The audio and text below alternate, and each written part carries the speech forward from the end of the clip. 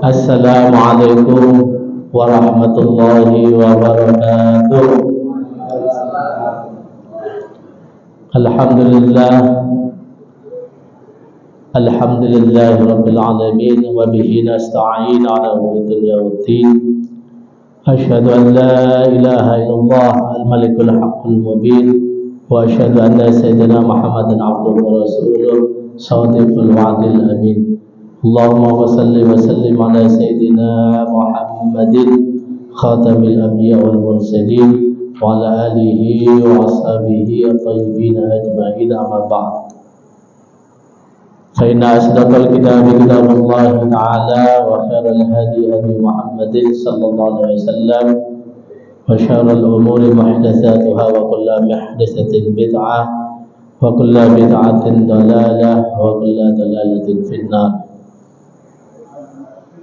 وقال المؤلف رحمه الله تعالى ودام النفع به وبعلومه في الدارين آمين. Al-Mukarram wal-Muhtaramun,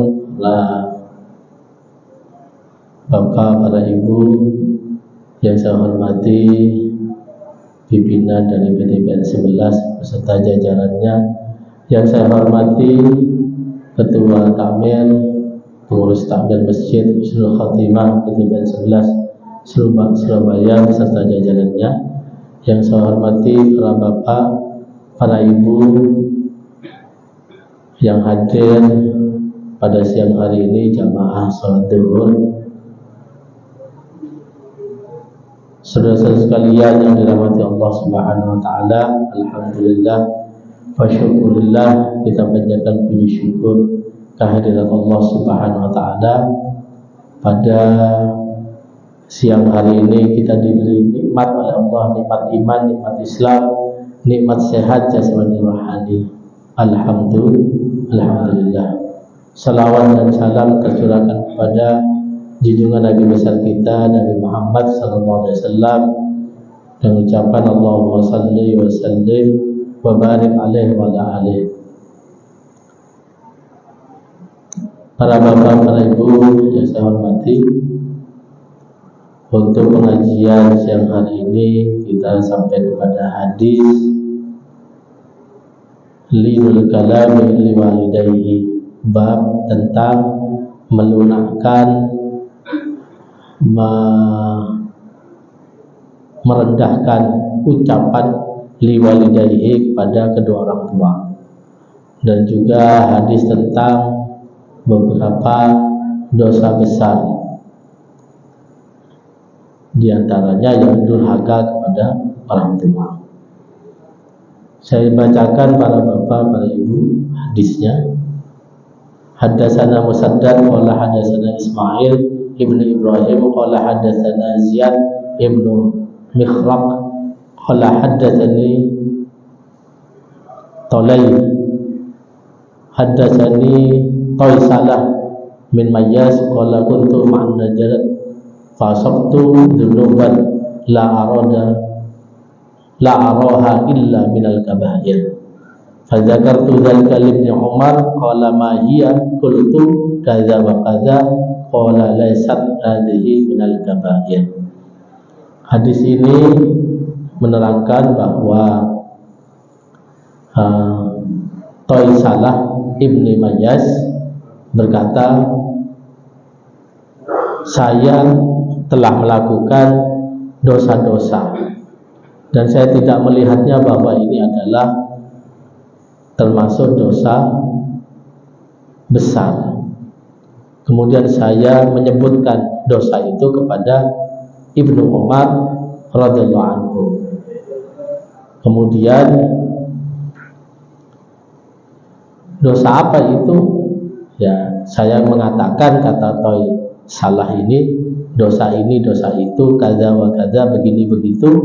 Qala, berkata Ibnu Umar radhiyallahu anhu, laisat hadhihi minal kabair, ini bukan termasuk dosa-dosa besar. Dosa besar itu kemudian disebutkan oleh Ibnu Umar dalam hadis ini, hunna tis'un, dosa besar itu ada 9. Al-isyraku billah, wa qatlu tasmiyah wal firar min az-zahfa wa qadhful muhsana wa aqlu riba wa aqlu mal yatim wa ilhadun fil masjid walladzi yatasakhkhar wa buka'ul walidain minal uquq. Ada 9 dosa besar. Yang pertama al-isyraku billah, yaitu menyekutukan Allah. Ya. Mohon maaf para bapak, para ibu, ini memang tempat merekamnya darurat. Ini diturunkan aja biar para bapak, para ibu bisa ngelihat. Tongkatnya kelupaan. Alhamdulillah.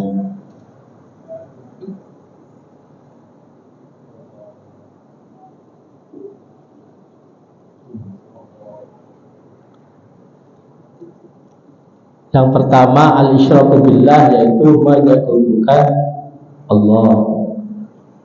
Mengapa? Karena ini dosa yang terdahulu sudah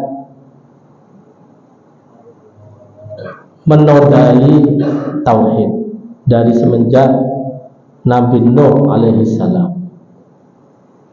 Dosa-dosa besar yang pertama adalah isyrak billah, karena menyeleweng dari tauhid. Karena dosa ini sudah ada semenjak dulu, yang dikenal pada umat Nabi Nuh yang menyembah beberapa berhala-berhala berkelanjutan, ya sampai sekarang menyekutukan ada Tuhan lain selain Allah Subhanahu wa ta'ala. Maka Allah tidak akan mengampuni dosa al-isyraku billah. Kalau dosa lain Allah ampuni. Kalau dosa-dosa yang lain bisa Allah ampuni dengan taubat kepada Allah. Menyekutukan ini yang tidak bisa. Innallaha yaghfiru dzunuba jami'a illa man asyraka bihi. Allah mengampuni seluruh dosa kecuali yang menyekutukan Allah. Menyatakan ada Tuhan lagi, ada Tuhan lain selain Allah. Makanya ini sangat menodai tauhid kepada Allah. Karena konsep dalam Islam la ilaha illallah, qul huwallahu ahad, Allah itu esa.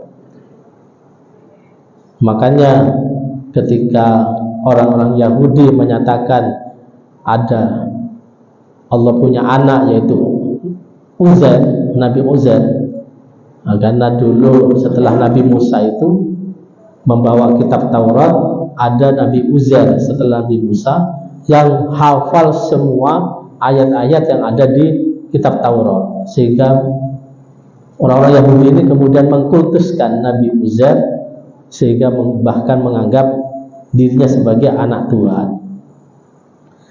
Begitu pula orang-orang Nasrani yang menganggap Nabi Isa anak Tuhan. Dalam Al-Quran Allah menyatakan wa qala al-yahudu Uzair ibnullah wa qala an-nasara Isa ibnullah. Berkatalah orang-orang Yahudi bahwa Uzair itu anaknya Allah. Berkatalah orang-orang Nasrani bahwa Isa itu juga anaknya Allah. Dan ini isyraku billah, termasuk menyekutukan Allah Subhanahu wa ta'ala. Na'udzubillah min dzalik.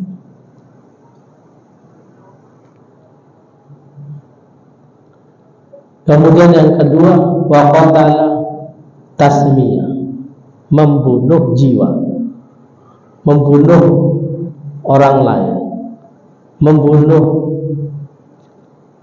jiwa, menghilangkan nyawa. Nah, ini dosa besar. Karena yang berhak untuk menghilangkan nyawa manusia itu hanya Allah.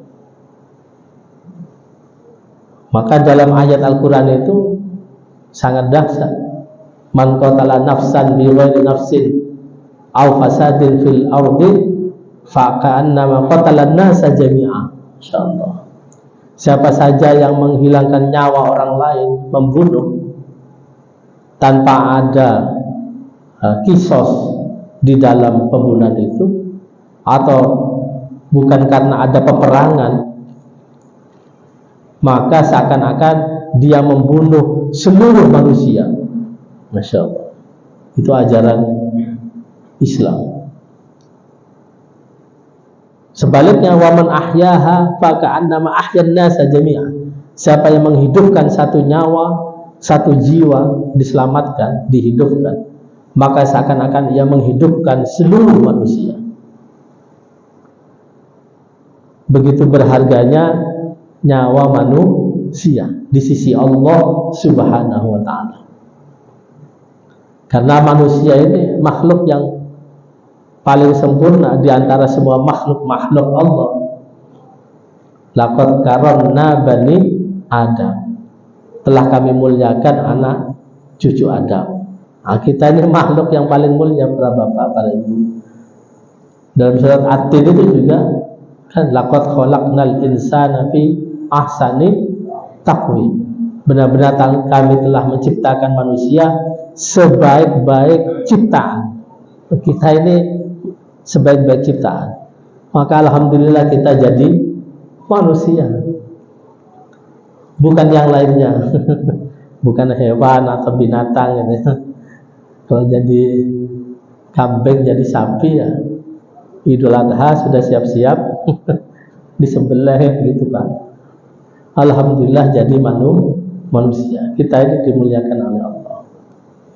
Dan Allah ini mencintai manusia, menyayangi manusia, sehingga nyawanya pun begitu berharga di sisi Allah. Karena manusia ini disayang, dicintai oleh Allah.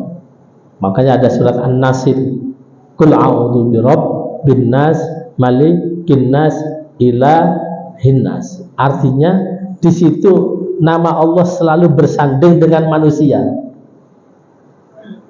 Qul a'udzu birabbin nas. Di situ ada Rabb, yaitu Tuhan, An-Nas, manusia. Tuhan bersanding dengan manusia. Malikin nas, yaitu Allah yang maha raja, rajanya manusia, bersanding dengan manusia. Ilahin nas, yaitu Tuhan Allah, Tuhannya manusia. Nah, selalu bersanding dengan manusia. Luar biasa. Sehingga manusia ini dimuliakan Allah, disayang Allah. Innallaha bin nasi la raufur rahim. Dalam ayat Al-Quran, sesungguhnya Allah kepada manusia ini sangat penyayang. Kalau dulu Nabi Ibrahim diperintahkan untuk menyembelih Nabi Ismail, itu hanya skenario Allah saja. Sebetulnya Allah ingin memuliakan manusia. Tatkala Nabi Ismail disembelih oleh Nabi Ibrahim, itu pedangnya enggak mempan ke leher Nabi Ismail. Istilahnya ketika digerakkan pedangnya Nabi Ibrahim ke lehernya Ismail itu enggak terdas, enggak tembus. Akhirnya diganti oleh Allah dengan kambing gibas, kambing hewan kurban yang besar itu. Wa faidainahu bidzibhin adhim. Dalam Al-Quran kami ganti Nabi Ismail itu dengan sesembelihan yang besar, kambing gibas yang besar, yang membawa malaikat Jibril dengan mengatakan Allahu Akbar, Allahu Akbar, Allahu Akbar, takbir. Dijawab oleh Nabi Ibrahim, La ilaha illallah, Wallahu Akbar. Dijawab oleh Nabi Ismail yang berbaring itu, Allahu Akbar, walillahil hamd. Nah, itu jadi takbiran itu. Itu awalnya dari peristiwa penyembelihannya Nabi Ismail alaihissalam. Sehingga Allah itu mengatakan nyawa manusia itu berharga, sama sekali tidak diperkenankan untuk menghilangkan nyawa manusia. Bahkan harga diri manusia itu tidak diperkenankan untuk dihilangkan. Nah, itulah ajaran Islam yang begitu mulia, penuh dengan isyarat-isyarat. Maka membunuh adalah dosa besar, seakan-akan membunuh seluruh manusia. Siapa yang menghilangkan satu nyawa, seakan-akan dia menghilangkan semua nyawa manusia. Faka'annama qatalan nasa jami'a. Begitu berharganya nyawa manusia di sisi Allah Subhanahu wa ta'ala. Dosa yang ketiga, dosa besar yang ketiga, wal firahu minaz zahfi, yaitu lari tunggang langgang dari peperangan, kabur dari pertempuran. Nah, ini termasuk dosa besar ini, Pak. Semuanya diajak perang, membela agama Islam, kemudian pertempuran dimulai, lari. Dosa besar, nggak boleh. Kenapa? Terbunuhnya kita di medan peperangan membela agama Islam itu syahid, mati syahid, bukan mati sangit. Mati syahid, syuhada. Maka tidak boleh lari dari pertempuran, karena itu memperjuangkan li'la'i kalimatillah, membela agama Allah. Maka ketika Rasulullah memimpin peperangan, tidak ada sahabat yang lari dari pertempuran, maju terus pantang mundur. Merdeka atau mati, ya, seperti pejuang-pejuang kita ini yang luar biasa, pejuang-pejuang kemerdekaan Republik Indonesia ini. Merdeka atau mati, maju terus pantang mundur. Nah, itu prinsip, tidak boleh lari dari pertempuran. Memang ada sejarah menulis sahabat lari dari pertempuran. Nah, itu kan perang Uhud. Perang Uhud itu sudah terdesak mundur, sehingga sahabat mundur naik ke bukit Uhud itu, karena banyak sahabat-sahabat yang sudah meninggal karena kalah dalam peperangan Uhud. Sebabnya tidak mengikuti perintah Rasulullah, tidak mematuhi perintah Rasulullah dalam perang Uhud itu. Nah, itu lari. Nah, itu karena terdesak mundur, bukan kabur dari peperangan. Nah, itu beda. Menandakan bahwa Rasulullah itu betul-betul berperang. Maka kita bangga, Pak, jadi umat Nabi Muhammad, karena nggak ada nabi-nabi terdahulu yang perang berkali-kali, nggak ada. Nabi Ibrahim tidak perang bersama dengan Raja Namrud itu, malah dibakar Nabi Ibrahim itu di tengah-tengah api unggun yang besar, tapi diselamatkan oleh Allah. Nabi Nuh berhadapan dengan Raja Darmasil yang dolim, ya nggak perang, Pak. Yang perang Nabi Daud alaihissalam berperang dengan Raja Jalut. Nabi Daud menang, Raja Jalut kalah. Padahal Raja Jalut terkenal sakti mandraguna. Raja Jalut terkenal tidak bisa dipanah, tidak bisa ditombak, tidak bisa dipedang, tidak bisa dibunuh, kebal. Tapi meninggalnya, wafatnya oleh Nabi Daud. Makanya diabadikan oleh Allah dalam Al-Quran, wa qatala Dawudu Jaluta. Benar-benar telah membunuh Nabi Daud itu, membunuh Raja Jalut. Sekali, Pak, perangnya. Habis itu Nabi Daud jadi raja, punya anak Nabi Sulaiman jadi raja juga. Nabi Musa perang sekali itu pun lari dari Fir'aun, karena tentaranya Fir'aun banyak, perlengkapan senjata lengkap. Akhirnya tongkatnya bisa membelah lautan. Fir'aun masuk ke gunungan ombak di tengah-tengah lautan itu. Menanglah Nabi Musa karena Allah menyelamatkan Nabi Musa, menenggelamkan Fir'aun dan tentara-tentaranya. Ya sekali, Nabi Rasulullah ini Nabi yang gagah berani, Nabi yang perkasa. Rasulullah itu, Allahumma shalli ala sayyidina Muhammad, perang berkali-kali, perang Badar, padahal pasukan kaum muslimin cuma 313, orang-orang kafir 1000, 3-1. Menurut akal tidak mungkin menang itu perang Badar kaum muslimin. Ternyata menang, 313 melawan 1000. Masya Allah. Perang Uhud kedua baru menang kaum muslimin. Perang Khandaq, perang macam-macam, perang 11-an kali Rasulullah berperang, dan selalu Rasulullah menang kecuali perang Uhud pertama. Maka Rasulullah itu gagah berani, gentleman, jantan. Maka kita bangga jadi umatnya. Allahumma shalli ala sayyidina Muhammad. Dosa besar yang keempat yaitu wa qadzaful muhsanah, menuduh zina kepada perempuan yang baik-baik. Perempuan solehah dituduh berzina. Ini dosa besar.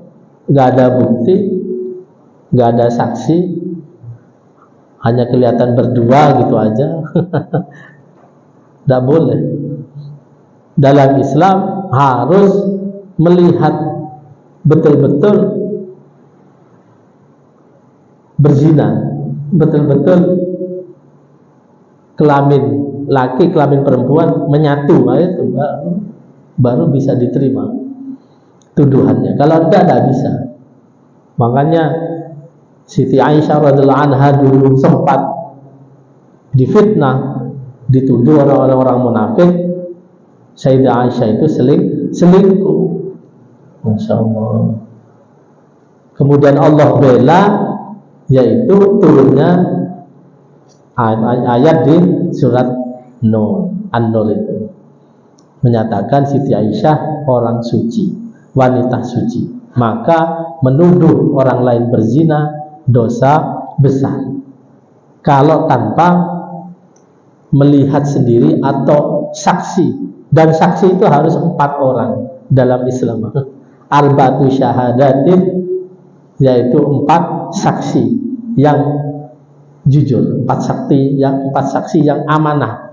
Kalau tidak bisa badaksa. Begitu sulitnya dalam Islam menuduh orang lain berzina. Jadi nggak boleh sembarangan berzina. Oh itu berzina. Ini melbu hotel, saya lihat di hotel masuk berdua. Boleh jadi cuma makan pada restoran, tidak masuk kamar. Jadi nggak boleh, harus melihat jelas.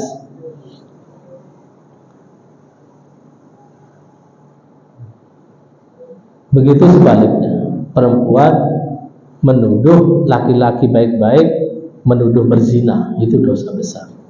Kecuali dengan melihat sendiri dan mendatangkan 4 saksi. Itu hukum dalam Islam. Maka sulit Pak, dalam Islam untuk menuduh orang berzina itu sulit. Harus mendatangkan 4 saksi. Dan 4 saksi ini 4-4-nya melihat langsung perbuatan zina itu dengan mata kepalanya sendiri-sendiri. Masya Allah.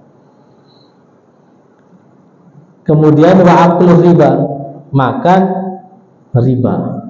Riba ini dinyatakan juga dosa besar. Makanya Allah sangat murka kepada orang-orang yang selalu memakan riba.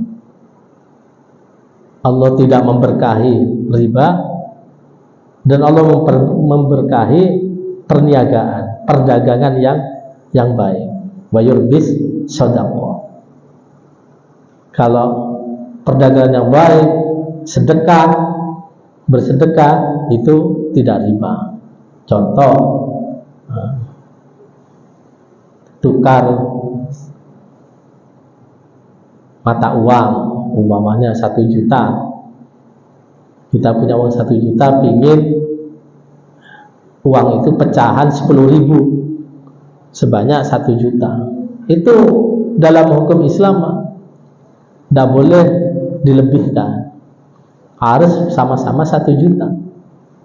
Kalau kita kemudian dapat 10 ribuan sebanyak senilai 1 juta, kemudian kita ngasih sedekah kepada orang yang mempunyai 10 ribuan itu sebanyak 1 bendel 1 juta, itu baru itu boleh namanya sedekah. Tapi kalau ditarget sama yang punya 10 ribuan itu, kau harus bayar saya 50.000 karena uang 10 ribuan ini susah. Nah, itu riba. Tapi kalau kita yang mendapatkan kemudian kita kasih hadiah, itu bukan riba. Wa aklu ma'al yatim, wa aklu malil yatim, dan makan harta anak yatim. Ini juga dosa besar. Bukannya disantuni anak yatim, malah hartanya diambil dimakan. Nah, ini naudzubillah. Karena anak yatim ini sudah sengsara, Pak. Tidak punya ayah, tidak punya bapak, tidak punya panutan dalam rumah tangganya. Kalau hartanya pun diambil juga, wah ini kelewat. Kata Roma Irama, terlalu. Anak yatim harus kita santuni, Pak. Makanya dalam surat apa itu? Ara'aital ladzi yukadzibu biddin, fadzalikal ladzi yad'ul yatim. Orang yang mendustakan agama siapa? Yang menelantarkan anak yatim. Sudah tahu tetangga kita ada yang yatim, susah makan, gak kita kasih sedekah, gak kita bantu, gak kita santuni. Nah, itu termasuk yukadzibu biddin, yang mendustakan agama. Karena ajaran Islam ini bukan hanya sholat tapi juga memberikan zakat, sedekah kepada orang-orang yang membutuhkan. Kalau sholat kan hubungan kita kepada Allah, ibadah vertikal transendental kepada Allah. Ada hubungan horizontal, berbuat baik kepada sesama manusia, memberikan zakat, infak, sedekah, hadiah, dan seterusnya. Ini harus balance, hablum minallah, hablum minan nas. Karena itulah ajaran Islam. Tatkala kita sholat pun ada filosofinya. Awalnya takbir, Allahu Akbar, mengesahkan Allah, hanya ibadah, hanya menyembah kepada Allah. Tapi selesai sholat, kita disuruh salam, Pak. Tengok kanan, tengok kiri, kan gitu. Artinya apa? Jangan sampai menelantarkan orang-orang yang miskin, anak yatim, dan seterusnya. Artinya kita harus peduli sebelah kanan kita, peduli sebelah kiri kita, peduli kepada lingkungan kita, peduli kepada orang lain, punya empati kepada sesama. Nah, itulah ajaran Islam, di mana di situ mengandung nilai filosofi untuk kita melaksanakan hablum minallah dan sekaligus hablum minan nas. Kalau tidak, ya kita tidak menjadi muslim yang baik, iman yang sempurna. Karena ayatnya kan, duribat alaihimud dillatu aina masuqifu illa bihablin minallah wa hablin minan nas. Ditimpa kehinaan di mana saja kalian berada, kecuali melaksanakan hablum minallah dan hablum minan nas. Kemudian selanjutnya, walhadu fil masjid, dan berbuat keji di dalam masjid. Ini dosa besar. Masjid tempat ibadah, tempat rukuk, sujud, tempat zikir, tempat baca Quran, baca sholawat dan seterusnya, tempat taqarrub ilallah dibuat maksiat. Nah, ini umpamanya dibuat pacaran di masjid, dosa besar ini, Pak. Apalagi dibuat berzina, naudzubillah min dzalik. Ini dosa besar. Berbuat keji di dalam masjid. Dan kemudian yang kedelapan ini walladzi yastaskhar, yaitu orang-orang yang suka mencaci maki, yang suka mencemooh orang lain, yang suka menghina orang lain. Ini termasuk dosa besar, kecuali cuma ngenyek nggak pernah memuji orang lain. Ini tidak boleh. Makanya al-muslim, kata Rasulullah dalam hadis yang lain, al-muslim akhul muslim. Orang muslim itu saudara bagi muslim yang lain. La yadlimuhu wa la yakhduluhu wa la yahqiruhu. Tidak boleh menganiaya, mendolimi orang lain. Tidak boleh mencueki. Tadi itu menelantarkan termasuk cuek kepada saudaranya yang kekurangan, yang membutuhkan. Wala yahqiruhu, dan tidak boleh menghina, mencaci maki, tidak boleh. Karena itu bukan ajaran Rasulullah menghina orang lain. Apalagi sekarang ada undang-undang perbuatan tidak menyenangkan. Sekarang ada undang-undangnya, perbuatan tidak menyenangkan, bahaya. Maka kita diajak untuk ngomong yang baik-baik. Makanya orang yang suka menjaga lisannya, selalu berkata yang baik-baik, oleh Allah dihapus dosa-dosanya. Dalam Al-Quran, ya ayyuhalladzina amanu ittaqullaha wa qulu qawlan sadida yuslih lakum a'malakum wa yaghfir lakum dzunubakum. Wahai orang beriman, bertakwalah kepada Allah dan ucapkanlah ucapan yang baik, ucapan yang benar, yang tidak mengandung dusta, tidak mengandung menghina dan seterusnya. Maka kalau kita bisa seperti itu, yuslih lakum a'malakum, Allah akan memperbaiki perbuatanmu, wa yaghfir lakum dzunubakum, dan Allah akan mengampuni dosa-dosamu. Hanya karena menjaga lisan kita, lidah kita.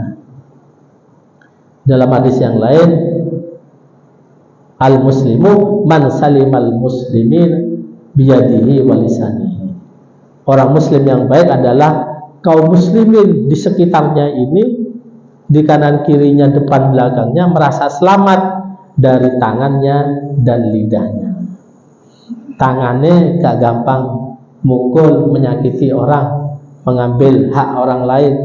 Lisannya tidak memfitnah, tidak menghina. Terakhir, wabuka walidain minal uquq, yaitu dosa besar yang ke-9 ini, membuat menangis kedua orang tua, minal uquq, karena durhaka kepada orang tua, sehingga orang tua meneteskan air mata, saking loro hati karena sakit hati, sehingga buka walidain, menangis orang tua karena anaknya durhaka. Kalau meneteskan air mata karena bangga, karena terharu prestasi anaknya jadi orang yang hebat, pinter, ranking, wah itu baik. Tapi kalau orang tua menangis karena ulah kita yang berani kepada orang tua, ulah kita yang omong kasar kepada orang tua, itu durhaka. Naudzubillah, dosa besar. Karena Allah tidak ridho kalau orang tua kita nggak ridho. Kalau selama orang tua kita ridho, senang kepada kita, Allah pun ridho, senang kepada kita. Ini penting. Ini kunci kesuksesan itu sebetulnya juga ada di orang tua. Orang tua ridho kepada kita, Allah pun ridho kepada diri kita. Ridho Allah fi ridhal walidain wa sukhdullah fi sukhdil walidain. Keridhaan orang tua itu ya ada pada keridhaan keridhaan Allah itu ada pada keridhaan orang tua. Sebaliknya murka Allah juga ada pada murka orang tua. Jangan sampai kita membuat murka orang tua, karena di situ akan ada murka Allah Subhanahu wa Ta'ala.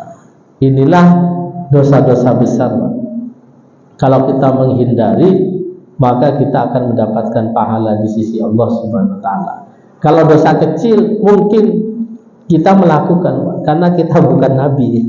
Kalau nabi kan maksum, terjaga dari dosa besar, dosa kecil. Nah, kalau kita ini al-insanu mahalul khata' wa nisyan. Manusia itu tempat salah dan tempat lupa. Tapi kalau kita bertekad menghindari dosa-dosa besar, Allah ampuni dosa-dosa kita. Sebagaimana dalam surat An-Nisa, in tajtanibu katsiran in tajtanibu kaba'ira ma tunhauna anhu nukaffir ankum sayi'atikum wa nudkhilukum mudkhalan karima. Jika kalian semuanya menghindari dosa-dosa besar, maka Allah akan mengampuni dosa-dosa kalian semuanya dan Allah akan memasukkan kepada surganya. Amin Allahumma amin. Mungkin sampai ini Pak hadis yang kita pelajari pada siang hari ini. Selanjutnya mungkin tanya jawab. Kalau ada yang mau bertanya dipersilahkan, monggo. Atau ada unek-unek pertanyaan yang di luar materi ini boleh. Silakan. Dia monggo.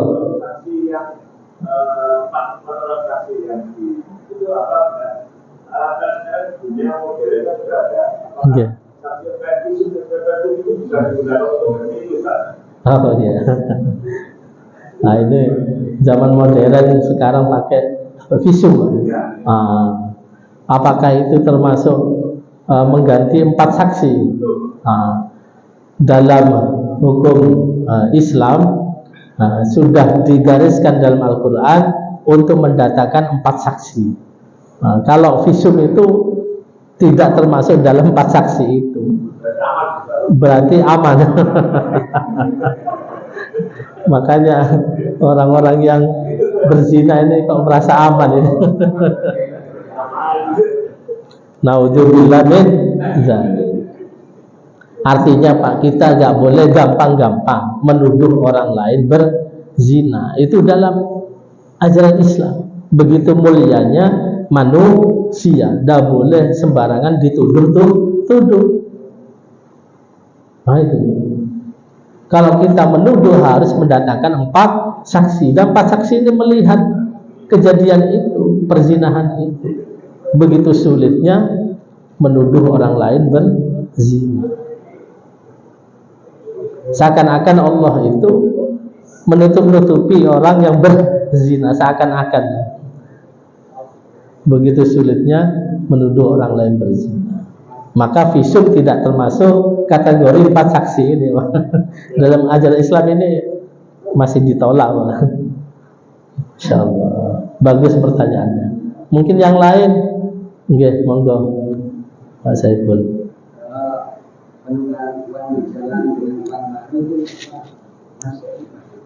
Tidak ada akad jasanya, tapi langsung sekian ya. Oh ya. Ini memang penukaran mengenai riba tadi ya. Penukaran uang ini kalau sudah Ramadan marak penukaran uang di mana-mana. Seperti di jalan-jalan itu ya. Kalau di Surabaya ini kan di Tugu Pahlawan itu banyak. Yang 5.000 ada, 10.000 ada, 20.000 ada, sampai 2.000 ada. Bagaimana kalau sudah ditarget Ustaz? Kalau 10 ribuan satu bendel semuanya 1 juta, bayarnya 1.050.000. Itulah riba. Itu sebetulnya riba itu. Tidak boleh yang punya uang itu menarget. Jadi yang lebih aman Bapak Ibu sebetulnya menukar uang itu ya di bank itu. Itu aman itu. Kita tukar 1 juta, uang kita 100 ribuan 10, ditukar 10 ribuan 100 lembar, sehingga nilainya sama-sama 1 juta. Di situ aman kalau kita menukar di bank. Atau kalau di situ orang yang menukarkan uang tidak menarget, kita tukar, Pak ini saya kasih hadiah karena Bapak sudah antri panjang di penukaran uang BI umpama, kita kasih hadiah sebagai jerih payahnya jasa, itu boleh. Tapi kalau yang punya uang sudah narget, ini yang namanya riba, itu sebetulnya itu. Maka kalau kita ingin lebih hati-hati, ya kita menukar sendiri aja di bank, bukan di jalanan. Kan di jalanan itu rata-rata sudah ada targetnya, sekian harus bayar sekian, itu tidak boleh, itu riba. Maka kalau kita mengerti, kita harus menghindari. Kecuali orangnya tidak menarget, terserah mas, sampai nggak piros terserah. Akadnya sedekah, itu boleh itu. Akad sedekah atau akad hadiah itu.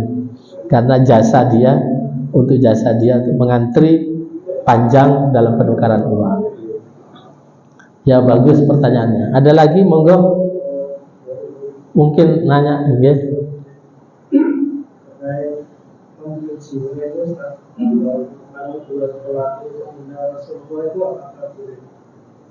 Kalau apa?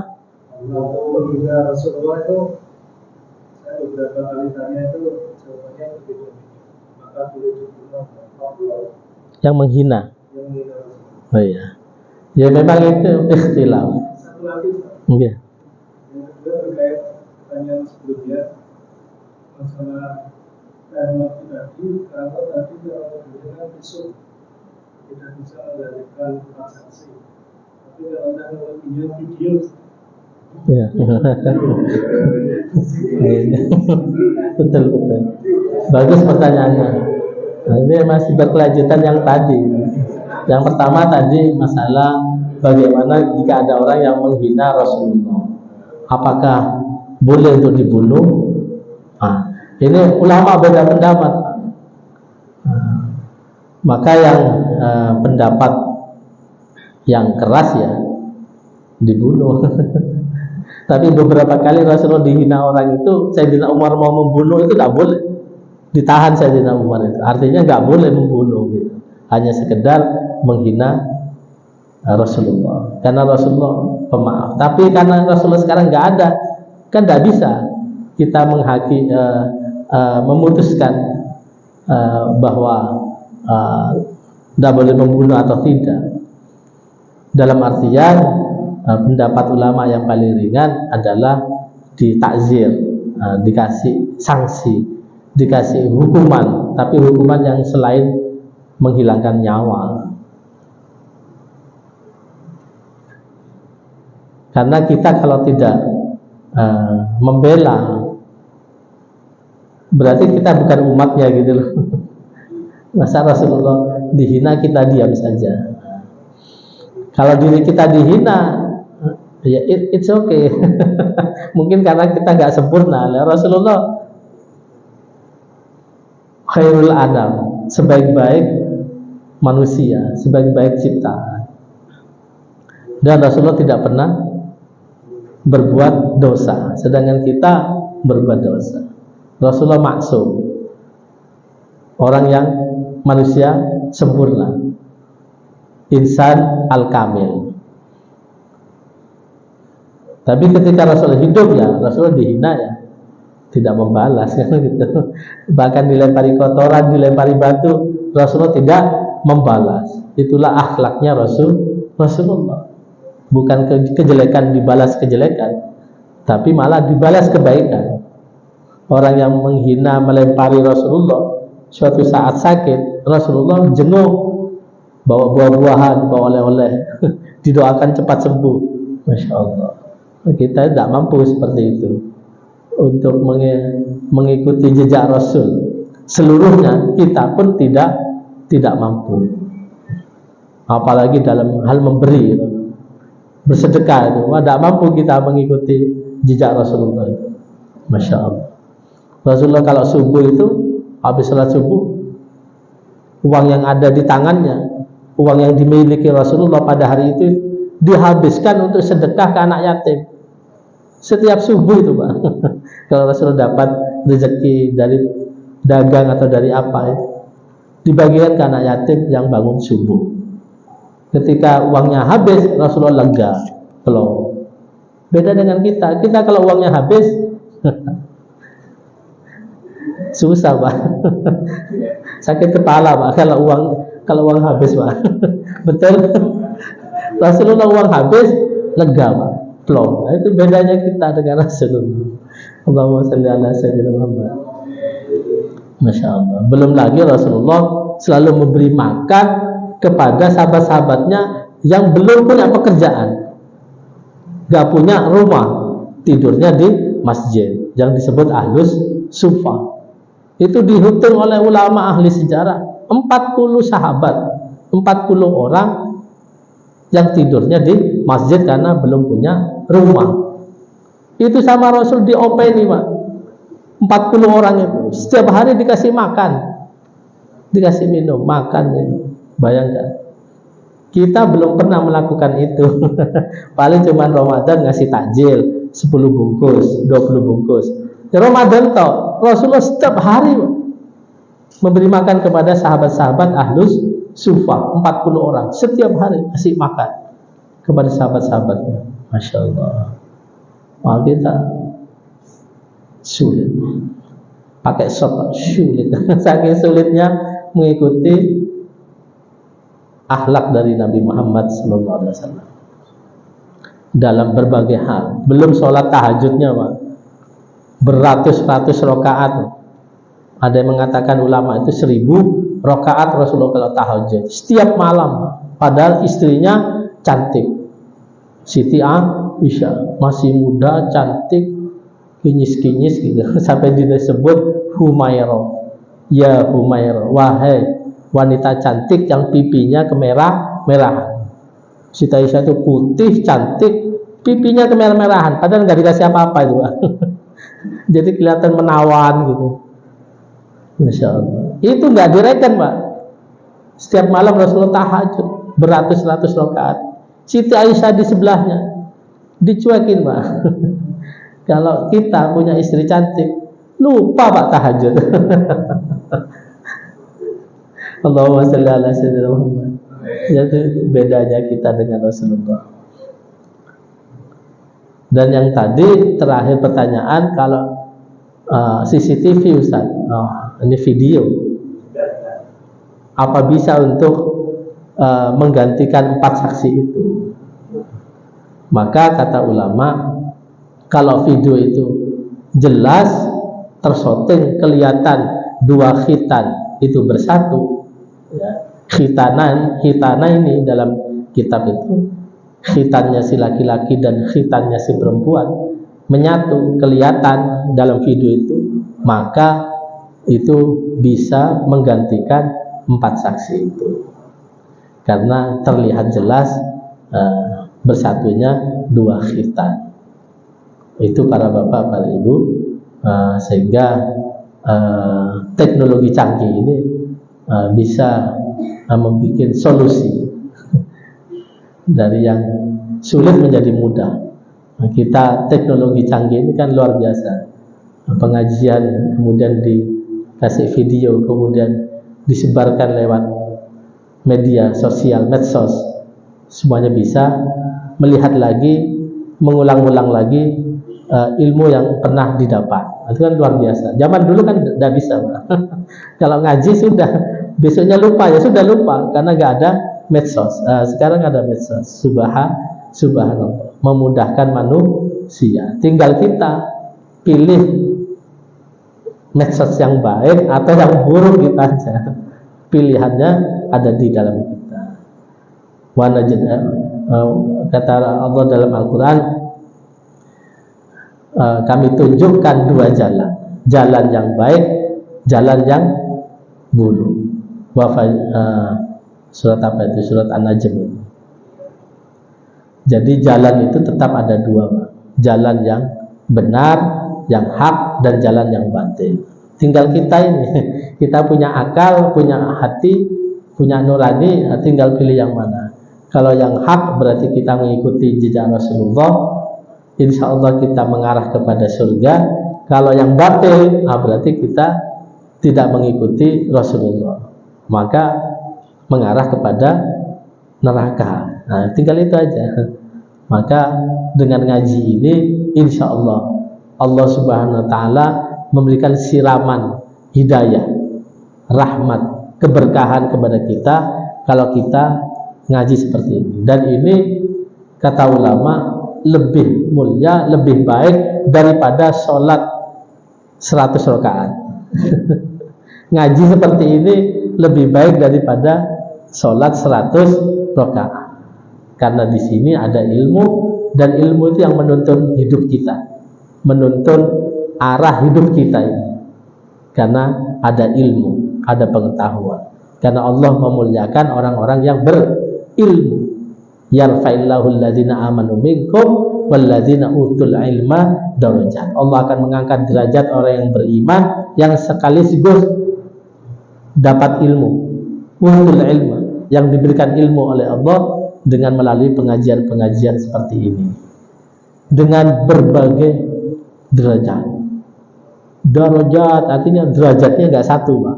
Allah angkat derajat-derajat itu, dan itu pahalanya besar di sisi Allah Subhanahu Wa Taala. Dilipat gandakan pahala kita. Satu langkah kita menuju masjid, menuju pengajian, menuju majelis ilmu, langkah kanan mendatangkan pahala, langkah kiri menghapus dosa.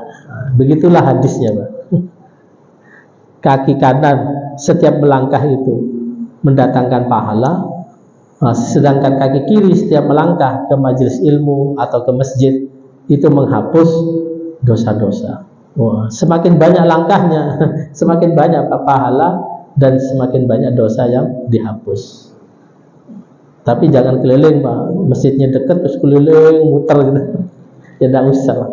Setiap hari kita ke masjid, setiap hari kita ke majelis ilmu itu sudah luar biasa. Mungkin ini cukup, ya. Mudah-mudahan Allah Subhanahu Wa Taala senantiasa memberikan kepada kita taufik, hidayah, inayah kepada kita semua, ridhonya kepada kita, diberikan kita umur yang panjang, kesehatan lahir dan batin, dan diberikan rezeki yang banyak, yang halal, yang barokah, ilmu yang luas, yang manfaat, hidup yang maslahat, dan semoga anak-anak kita juga anak-anak yang sakinah, mawaddah warahmat, rumah tangga kita juga rumah tangga yang sakinah, mawaddah warahmat, dan akhir hayat kita semuanya selamat dan husnul khatimah. Ala hadhihi niyyah wa ala kullatin salihah wa bi syafaati Rasulillah sallallahu alaihi wasallam wa bi jahin nabi wa bi haqqin nabi. Syaulillahi lana wa lahum Fatihah. A'udzu billahi minasyaitonir rajim. Bismillahirrahmanirrahim. Alhamdulillahi rabbil alamin arrahmanir rahim maliki yaumiddin.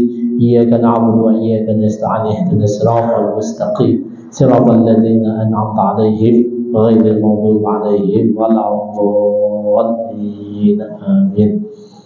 Kita doa sebentar. Bismillahirrahmanirrahim. Alhamdulillahirabbil alamin. Allahumma salli wa sallim wa barik ala sayyidina Muhammadin wa ala alihi wa sahbihi ajma'in. Allahumma ij'al jam'ana hadza jam'an marhuman wa tafarraqna ba'dahu tafarruqan ma'suman. Allahumma ij'al jam'ana hadza jam'an maghfura wa tafarraqna ba'dahu tafarruqan maghfura bi rahmatika ya arhamar rahimin. Rabbana anzilna munzalan mubarakan wa anta khairul munzilin. Rabbana zidna ilman nafi'an wa mubarakan wa la yunsa. Allahumma rzuqna fahman nabiyyin wa hifdzal mursalin wa ilhaman malaikatil muqarrabin. Allahumma anfa'na bima 'allamtana wa 'allimna ma yanfa'una wa zayyinna bil ilmi wat taqwa ya rabbal alamin. Rabbana ighfir lana dhunubana wa walidayna warhamhuma kama rabbayana shighara. Rabbana taqabbal minna innaka antas samiul 'alim wa tub 'alaina innaka antat tawwabur rahim. Rabbana atina min ladunka rahmah wa hab lana min amrina rasyada. Rabbana atina fid dunya hasanah wa fil akhirati hasanah wa qina adzabannar. Wa sallallahu alaihi Muhammadin wa alihi wasallam walhamdulillahi rabbil alamin. Terima kasih, kurang lebihnya mohon maaf. Akhirul kalam wallahu musta'an ila sabilir rahman. Wassalamualaikum warahmatullahi wabarakatuh. Waalaikumsalam.